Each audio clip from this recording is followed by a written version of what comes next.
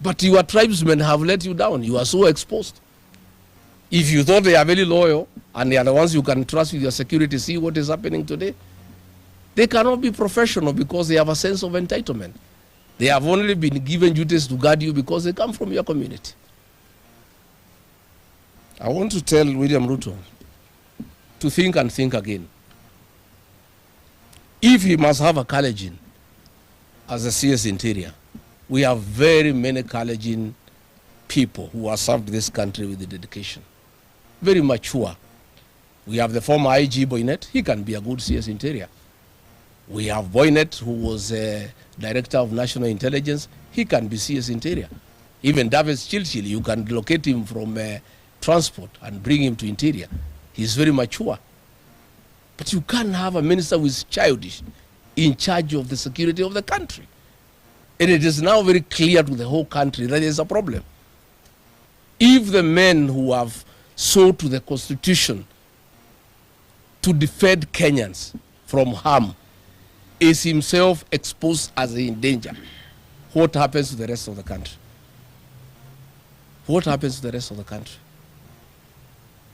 William Ruto, you must know, although you are president, your security is a concern to the people of Kenya. Because it's important that you are properly guarded, you are safe and secure for the country to be politically stable. We don't want instability ahead of the elections. You must do the right thing. You must fire Murkomen and get somebody who is level-headed, somebody who knows what he's doing. You can pick somebody from your community if you only trust your community. But you can't have such a reckless and childish person to be in charge of the security of this country. Ladies and gentlemen of the press, you know that since Murkomen became the CS Interior, this country now is run by goons. You cannot tell the difference between goons and police officers. Goons have taken over the country. They ride in police vehicles.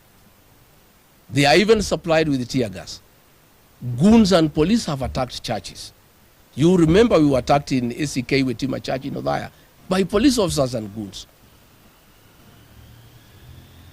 This is a CS since the history of independence. We have never seen such a CS. And William Ruto, you are staring at a disaster. And this country cannot have Murkomen as CS Interior as we go towards elections. You have already seen what is happening in the Mount Kenya region. CS Interior, Murkomen, working with members of parliament, have sponsored thugs and goons to destroy people's property anytime there is some civil unrest. It is Murkomen who is doing it, so that he can convince William Ruto that Kenyans have no problem with him. It is the Kikuyu nation that have a problem with William Ruto. And the Kikuyus are fighting themselves and destroying their property. Guard our borders. As we speak in Mandera, the town has been taken over by foreign forces from Jubaland. Instead of Murkomen working on that, he is sponsoring goons in the Mount Kenya region to cause havoc, to create an impression that there is a crisis in the Mount Kenya region. So I want to say, much as I don't like William Ruto, much as I have a big problem with the way he has been managed this country, I want William Ruto safe because it's important for the stability of this country. I want to have a chance to defeat William Ruto next year in an election. I want him to be safe. I also want the dignity of the office of the president to be restored. How do you explain to our children? How do you explain to foreigners that a known character can walk to where the president is and hold his neck and almost twist it? And is a man who is guarded by over 800 police officers at any one time. This is sheer recklessness of unknown magnitude, and I think it's dangerous for the country. William Ruto, you may not care about your safety, but you must, because you took oath of office, care for this country and the stability of this country. And you cannot let Murkomen stay another day in office. It is not right. It should not happen. We are the laughing stock of all countries across the world. It is not right. Take Murkomen back to the Ministry of Youth and Sports. There he can do party after party. He can party with the young people. He can wear shoes worth $1 million shillings. He can wear watches worth $500,000 and all those other childish and juvenile behavior that cannot be associated with the Minister for Interior. That is a serious docket. It's a very serious docket that calls for a very serious and sober person. I asked the President to order that officers of the Presidential Escort Unit be paid their dues immediately so that we can restore their morale, to protect him and ensure that national security is taken care of and the stability of this country is in place. I ask him to consider allowing officers from other communities to also guard him, who are professional, not just to depend on his tribesmen, because so far they have let him down. I ask the people of Kenya to pray for this country. As from what I can see,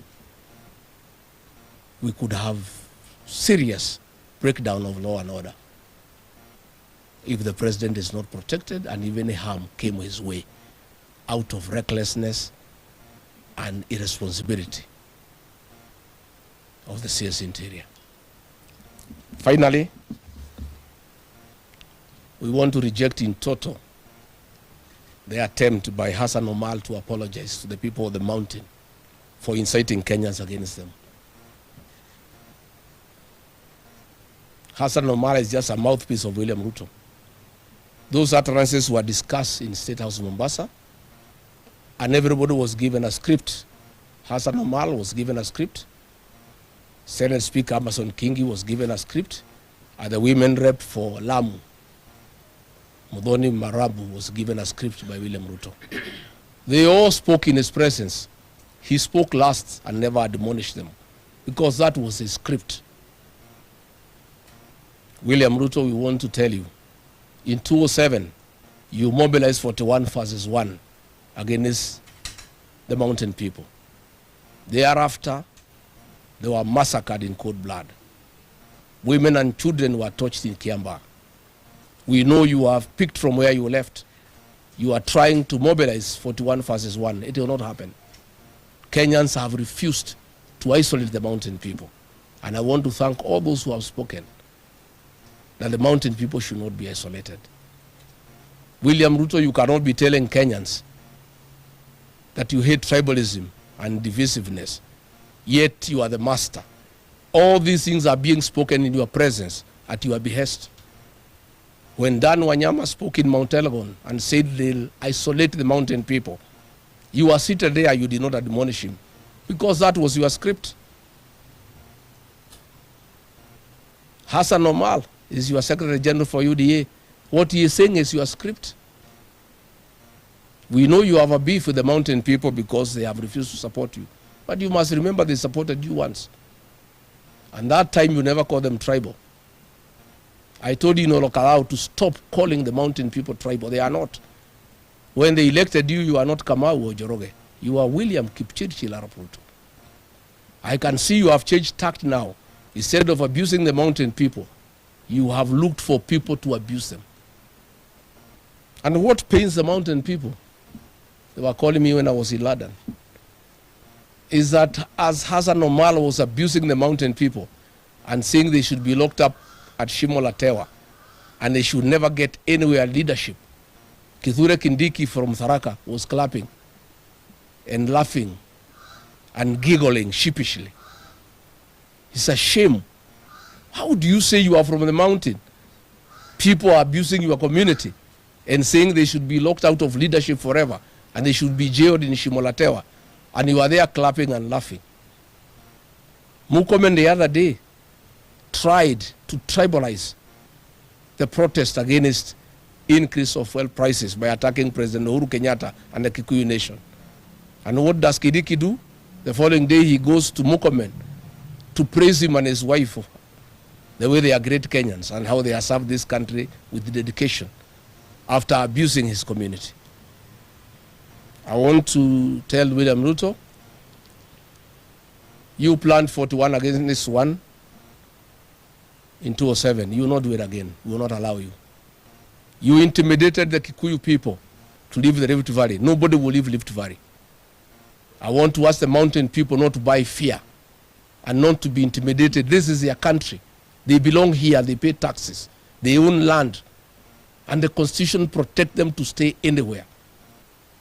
And we are asking, we have seen warmongers, Ayub Savula, Gimose, saying that they will steal elections. The IBC is quiet. Bwana Ethekon, why haven't you called a press conference to admonish those leaders who are beating drums of war? William Ruto, those are your allies. Why are you quiet? Why can't you say whether you believe in a free and fair election? Why are your allies threatening Kenyans and beating drums of war?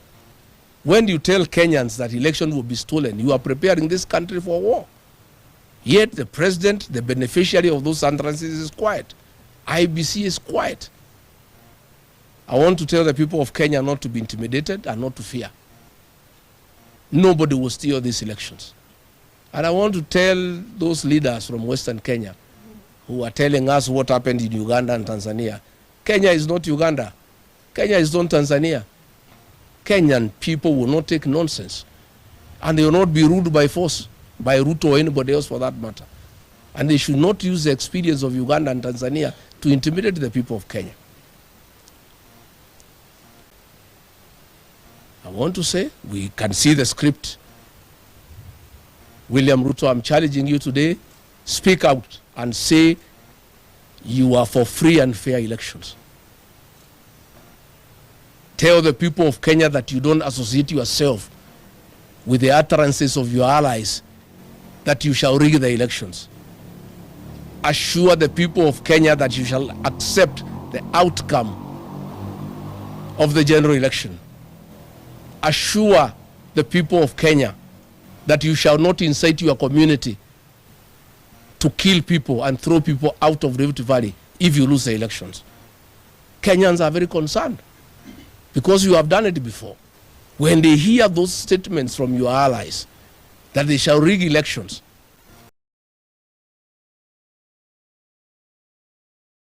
when they hear the drums of war,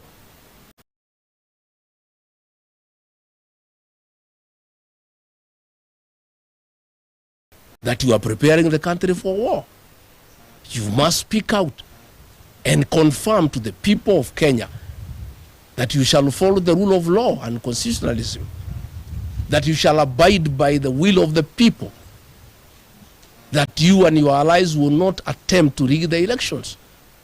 You must assure the people of Kenya that you will not do what you did in 2007, that if you lose the elections, you shall mobilize your community to evict other people and kill them. Those assurances are necessary. And you cannot just keep quiet when these things are happening. It is unacceptable, and you owe the people of Kenya an explanation. But we don't like the drums of war we are hearing from William Ruto and Kipchumba Murkomen and Hassan Omar and Amson Kingi threatening one community. We don't like the drums of war of Ruto allies threatening to rig elections. And we want IBC to speak up and say that there shall be free and fair elections and call those politicians to order so that they stop inciting the people of Kenya. Because that is incitement. What do you think the people of Kenya will do? You think they'll just sit and wait for Ruto to rig elections? They'll say no. This is public incitement of the highest order, and it's not acceptable. So mimi sitaki nizidi kupitia hapa, nafikiri nimesema ya kutosha. Nataka nimwalike our Secretary General Designate, the Honorable John Methu, to give his maiden speech, and kutoka hapo tuachie hapo. So thank you very much, Party Leader. Mine will actually be very short because I know I'll be calling you in a week or so that we can give you a brief as a party on the plans that we've made. But first, I want to thank the party for the confidence they have in me to serve as the Secretary General Designate of the DCP party.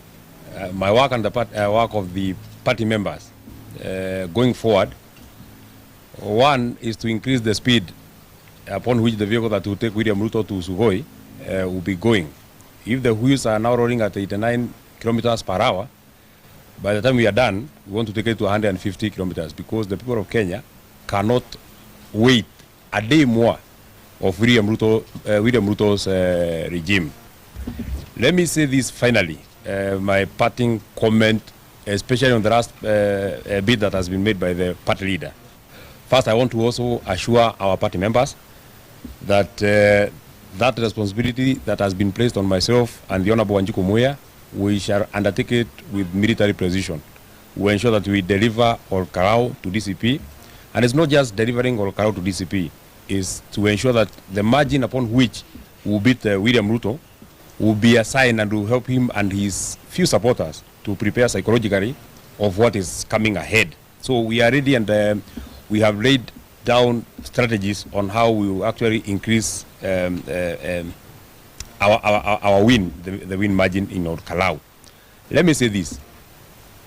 For the people who are beating the drums of war, especially trying to run tribal bigotry, trying to accuse some communities of either this or that, especially President William Ruto and everybody who is in his government, the first mirror that you should take, and the first document that I would want you to consider, if you have time, because I hear most of you are doing enjoyment, and you're so busy bribing the people of Kenya and also collecting bribes. If you have time, I would want you to look at the numbers of the people who took you to power. As you try to badmouth the people from our region, the people from Mount Kenya region, I want you to look at that document of the results that were, the votes that were casted in favor of President William Ruto.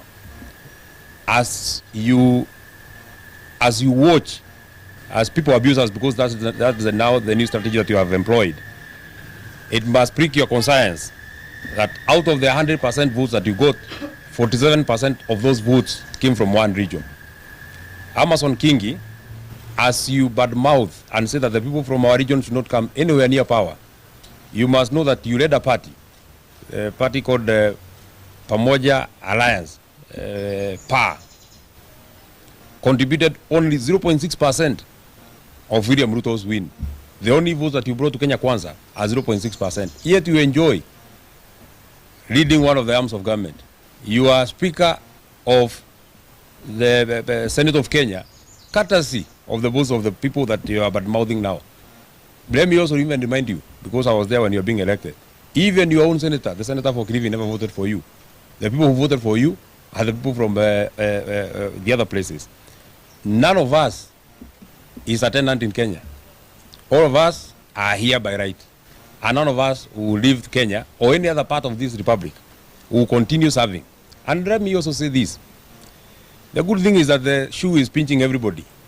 The people from the Rift Valley are crying because the fuel prices have gone high. The people from the coast are crying because the economy is crumbling. The people from Nyanza are crying because our health is not working. The people from Western are crying because our education has collapsed. So, Mr. William Ruto, it is not you against any